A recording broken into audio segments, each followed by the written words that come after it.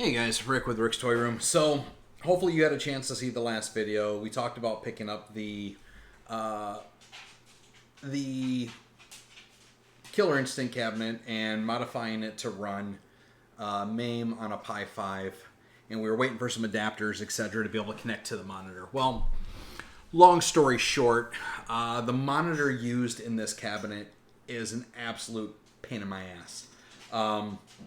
Apparently, anything that could be wrong right now is going wrong. So, first and foremost, the Pi 5 had a configuration change where the graphics don't run through the HDMI. You had to use the GPIO pins. So, ordered that adapter, ordered a new cable, hooked that up. I could see things on the screen, but they were completely scrambled.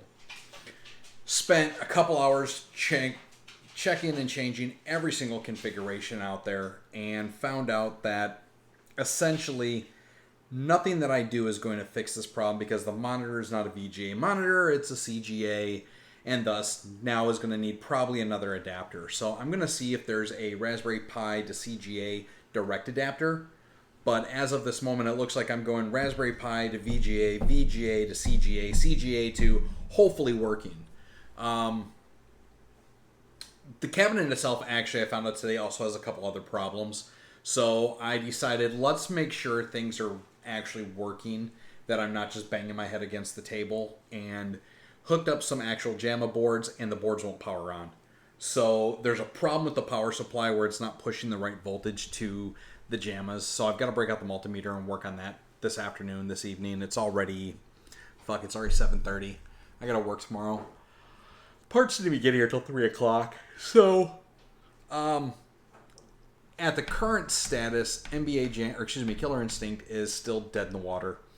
I'll probably spend about half an hour tonight working on the power supply. I gotta the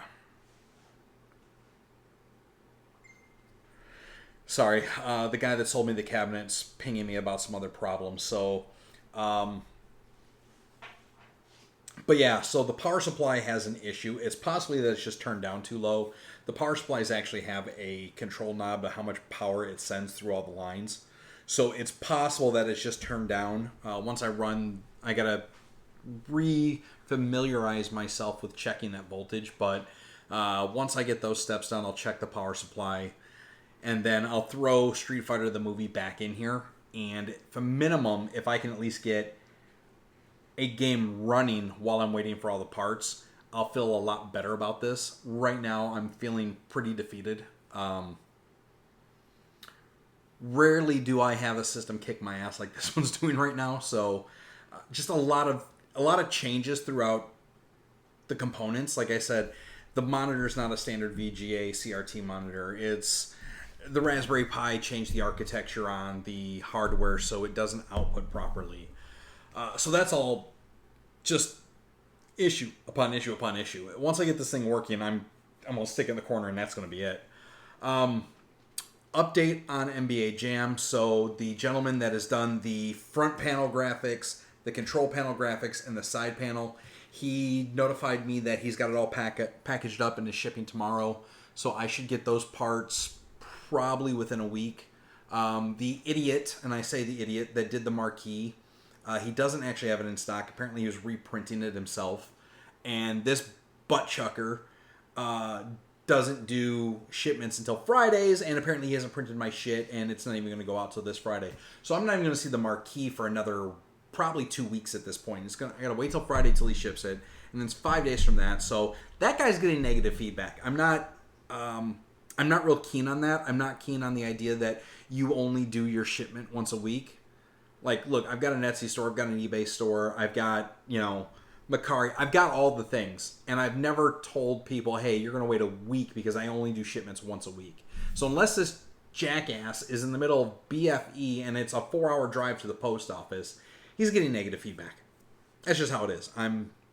There's no reason why this guy's been sitting on this control panel or the marquee for 2 weeks now. I bought it before Christmas. He had plenty of time to print it and ship it then. He's just dicking off. So he's getting negative feedback. But I've already talked to Dusty. Him and I have looked at this. I'm going to make another order probably in the next couple days, I'm going to order new T-molding, and I think we're going to turn this into a... we're going to use a chrome T-molding. So once we get the graphics on here, because this entire area is black with the NBA Jam Session. Jam Session goes about here to here, and then it's got NBA Jam Session centered with a black background. So I think that area being all black with the chrome is going to be slick. The control panel overlay, the sides are that basketball orange with like all the, it looks like a basketball. It says NBA Jam. So I think the chrome is going to pop really well.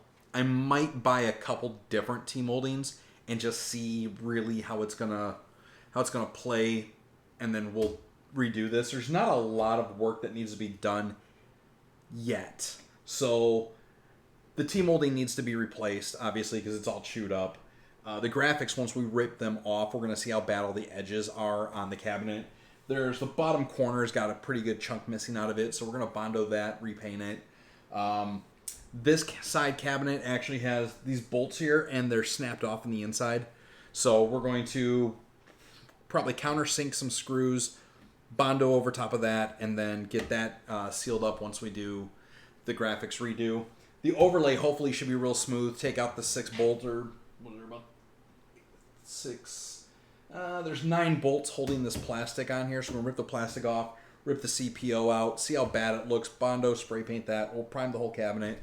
So this is getting a full-on restore. The only thing left to do to this machine is to rejuvenate the monitor. I'm looking on eBay right now for rejuvenation hardware. There's a lot of people that are selling them untested for like $80, and I'm not... That automatically says it's broken, and I'm not going to try to take a broken part to rejuvenate the monitor. I'll ask around the village to see if anybody's got one that maybe they're willing to bring over and just hit the monitor with and save me $80, $100, $200, whatever it's going to cost. But that'll be the absolute last thing we do, because the monitor's working, because the hardware's working. I don't want to modify too much of this machine and screw something up and take it back down after we put in all the effort. So next week, sometime towards the end of the week, we'll start doing some restoration videos. So we'll give you a before and after. We'll do some filming of ripping this thing apart, tearing it down. Dusty luckily has a heat gun and a sander already, so he's going to get that out of storage. That way we can peel off all the graphics, get all this crap down, strip it, and then, like I said, start filling it, painting it, stickering it. But that's going to be all next week. That's going to be end of next week, next weekend, moving into the new year, so that'll be something fun to do once the parts get here. In the meantime, like I said, Killer Instinct is down. I'm looking at eBay right now for the adapter that goes from Pi to VGA to CGA to working. If I can avoid 2 steps, like I said, I'm going to see if there's just a Pi to CGA adapter maybe someone's made. Maybe I'll get real fucking lucky. And if I do, then I'll just put that part in and then, again, test it. I do have a lot of hope because, like I said, going from Raspberry Pi to VGA to the monitor, I can see everything on the monitor. I can see the theme, I can see it boot, I can see the emulation station boot. I can see all those graphics are just completely scrambled. So I'm like this close to have this thing working, wired up and functional. But until I get the display working, I don't want to put in the time of cutting all the wires, wiring the control panel, doing the kick harness. I just don't want to. Like, that's just a lot of extra work that basically goes down the shitter if I can't get this working. My next option in reality is if I can't get this Pi working in the next 2 weeks with parts, I'm going to hunt down a working JAMA board. I'm going to spend the $1,400 or $1,500 it's going to cost me to get a real full working kit. And I'm going to throw the kit in there. I'm going to have it full original hardware. And then that's it. It's Killer Instinct. It's going to make this cabinet way more expensive than what I wanted to pay for it. But if I can't get the Pi working, that is going to be the only option. I mean, next to fixing the power supply, just converting it to Street Fighter and calling it, which I don't really want to do that either. So, more to come. More to come. There will be an update next week. Once I get the stickers in, we'll start on this, and then I'll let you know what parts and what I find out the next couple days on that to see what my options are. As of right now, the options are, like I said, add a third adapter to go from the Raspberry Pi through. with, you know, the nuclear option, spending another $1,500 and just being done with it. So that's that. I'm kind of aggravated. Again, I still have two machines that, well, this one's actually technically functional. So all the actual hardware, the monitor is working, you know, the color's okay, it's just kind of washed out. All the buttons work, all the controls work. Everything is working on this. I can turn it on right now. We could have 4 players play NBA Jam. I've got big head mode configured in the settings. Like, this machine's working. It's just ugly right now. So I'm happy about this. This one, like I said, all said and done, minus now getting the T-molding and the Bondo, $650 I think is the total cost on this machine, because it was $600 for the cabinet and the U-Haul. It was $320 credited because I sold the parts, so it's $240 cost. I spent roughly about $200 and some change, about $260 getting all new graphics and new sticks. So roughly it's at $600 right now. By the time I do the Bondo, which would be about $10, and then the T-molding, which is probably going to be about $20, it's going to be about a $650 machine. But for a fully restored NBA Jam, minus doing the CRT, I'm okay with that. That's a great price. So NBA Jam is almost better and good to go. Killer Instinct still project mode. All right, that's been the updates. We will come back in another few days, week, whatever time I decide to do a video once I get some more news and updates. And yeah, we'll start the restoration on NBA Jam. We'll keep working through the configuration. Once I get this working, I will give you guys a full breakdown of every single thing from the Raspberry Pi 5, the version of Emulation Station, the version of the ROMs, the JPack. I'll give you everything. I'll give you the whole breakdown on what it's going to actually take to get this thing running without a $1,500 JAMA board. At this moment, 560, 620, probably another 15 adapters, 710. If we justify the $80 for the Pi, even though I already had it and I was using it for another project and I just scavenged it, roughly about $780 right now into Killer Instinct, and it's still not working. So at the end of the day, by the time I get this next adapter, which is going to be about another $30, we're going to be in for about $800 for this machine before we even got it working. And that's before restoration, because I want to rip those graphics down. You can see it's all tore up. It definitely needs some body work. So once I use NBA Jam as my test subject, KI will probably get a full restore. And then, depending on what effort I put into it, I may just flip it. I mean, at this point, I'm almost at cost. Like, if I could if I can get it working with the Pi in it, I mean, I may be able to sell it emulated with just the Pi running KI1 for, you know, $1,600, $1,700. But I may be in so much money, it may not even be worth trying to sell it. So we'll see. More to come. All right, guys. I'm going to go catch the hockey game and do some research. So we will see you guys on the flip side. And Jack says, Happy New Year. Yeah. Love you.